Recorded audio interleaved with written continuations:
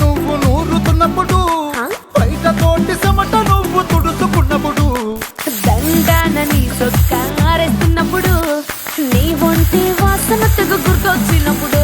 రెండు చేతులెత్తి చుట్టూ మలిచినప్పుడు జండు కత్తుకొని పడుకున్నప్పుడు అలసిపోయి నువ్వు ఆవలించినప్పుడు వచ్చుండై ఫీలింగ్స్ వచ్చి వచ్చి చంపేస్తుండై